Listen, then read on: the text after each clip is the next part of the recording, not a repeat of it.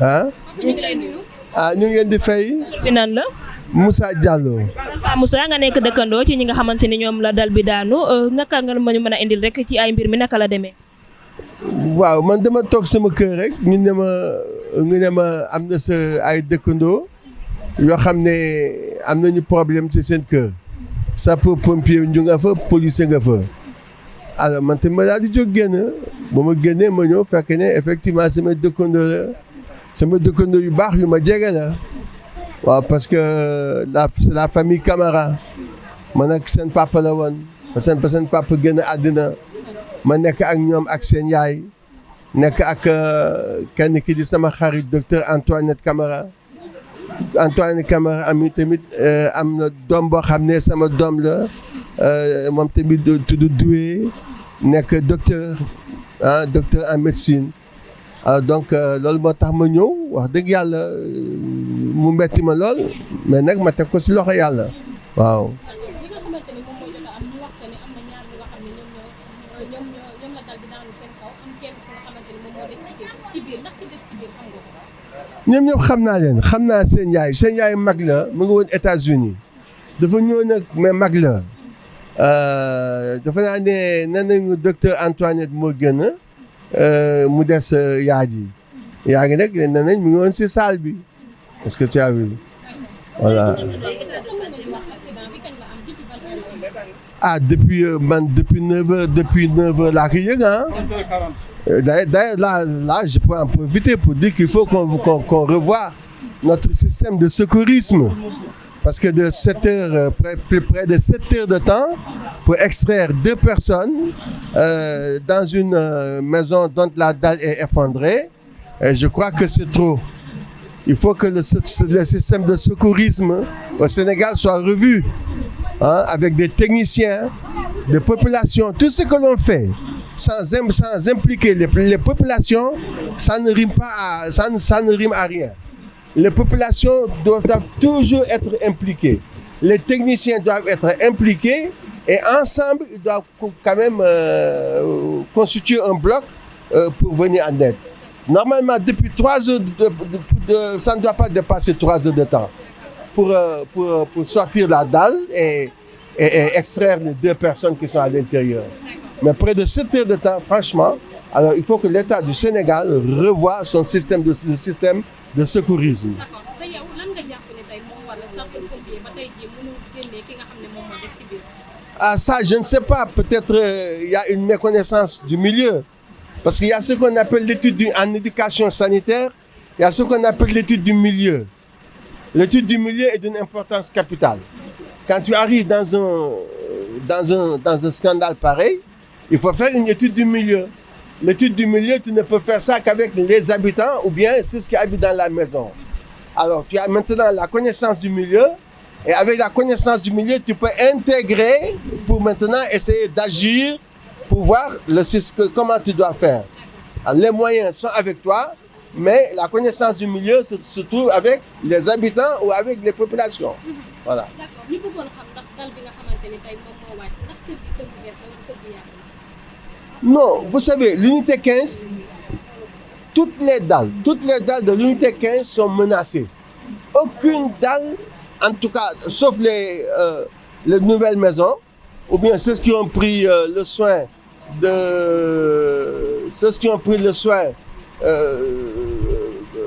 de construire en tenant compte de l'embrun marin. Parce qu'ici, c'est l'embrun marin. Mais en plus de l'embrun marin, alors si par exemple, tu ne mets pas le ciment qu'il faut, alors ça peut poser des problèmes. Et c'est ce qui arrive à 97% de ceux qui sont sur le littoral. En dehors de ça aussi, ce qui aggrave les problèmes, vous savez, quand on faisait le littoral, nous nous sommes battus pour qu'il y ait la VDN. Les populations se sont battues pour qu'il y ait la VDN. Mais quand la VDN, on la faisait, la population n'avait pas été impliquée. Et puis, ils avaient un appareil vibreur, mais qui secouait les bâtiments. Et c'est cela qui a été à l'origine de pas mal de problèmes dans les bâtiments. Si vous faites une inspection dans les maisons, vous verrez que toutes les maisons ont les mêmes problèmes. Ah, ça, je ne sais pas. Je ne saurais vous dire, madame. Il n'y a que les sapeurs-pompiers qui sont à l'intérieur qui peuvent vous dire. Ah, moi, je n'ai aucune information. Je demande. Je suis curieux comme tout le monde. Je demande, mais je ne vois personne.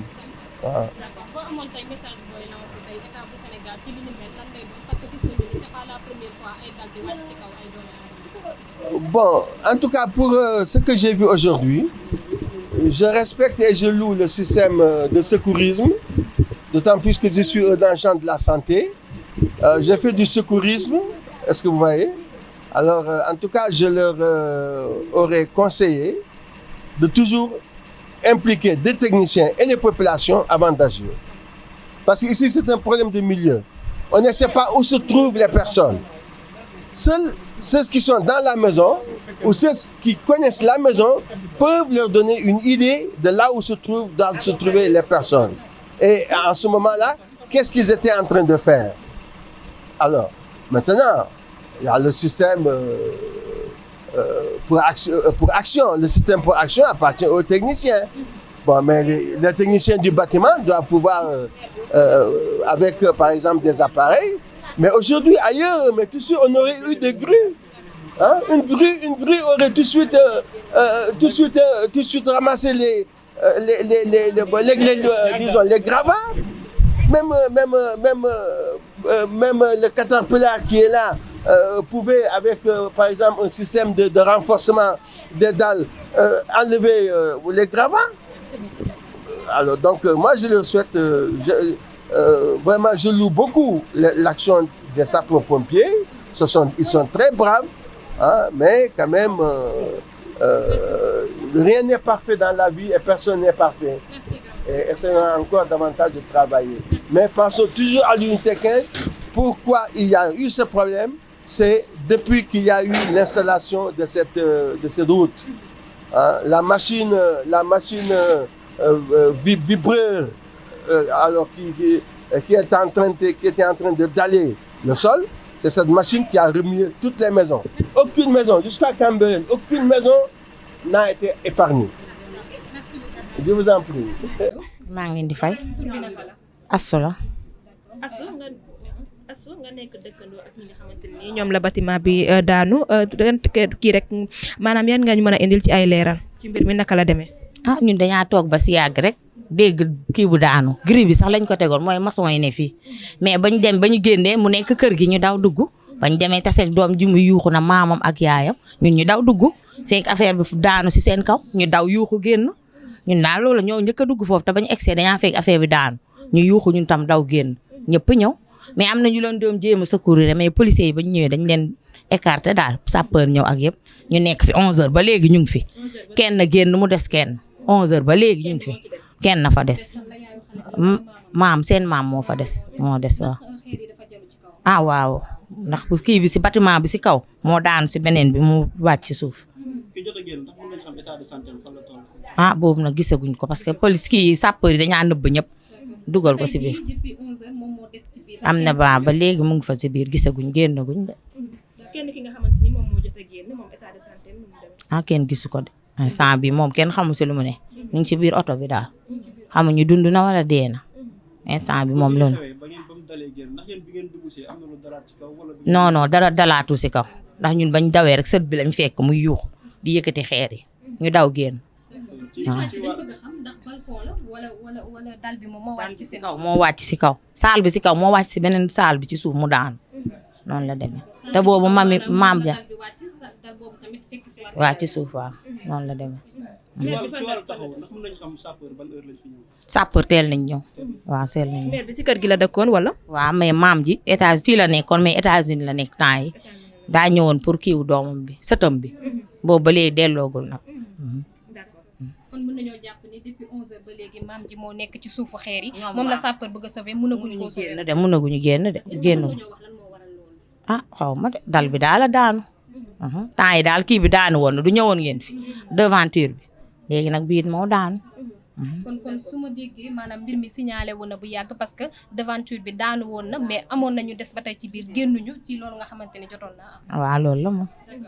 tey boo bëggoon lancer message li may lancé nekk nii daal amatul dara lu ñu wax parce que dal bi daanu na ba pare amatul lu fa des. tey tamit nga ñaax ñi nga xamante ni ñoo dëkk ci kër yi nga xamante ni kër yu màgget la. depuis ba ñuy defar tali ba léegi xam nga kii oto yu ba ñuy mooy yëngal kër yi fii moom affaire yi da nga koy sentir muy yëngatu moom. maanaam kon amatu leen benn sécurité. waaw fii moom amatuñu sécurité te xam nga géej bi ak yooyu amatuñu sécurité moom mooy.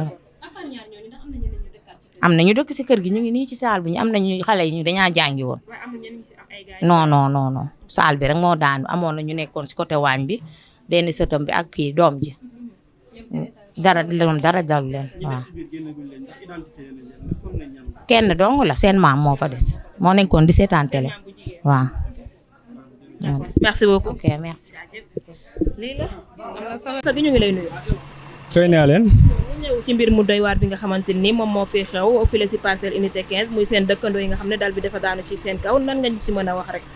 asalaamaaleykum maa ngi tudd Ibrahima Niang dëkk parcelle mi nekk suma voisin chaque semaine maire bi damay woo ma ñëw foofu di waxtaan ak moom mu jàpp ma comme doomam parce que man am naa fi presque 10 ans mu nekk lu doy waar lu metti vraiment gis na loolu kii waa unité 15 yàlla nag lu mu dogal kenn mënu si dara il faut ñu gëm ko c'est que ñun unité 15 dañuy am problème parce que bu ñu defar tali bi vibre bi sonal nañu trop poussière bi sonal nañu trop machine yi dañuy yëngal man dem naa sama bâtiment dal bi tooj naa lépp génne locataires yi yëpp tooj ko pour reprendre ko parce que bu njëkk bu ñuy tabax suuf géej lañ doon tabaxee te suuf géej dafa am xorom day ronger fer bi donc loolu daal moo am daal.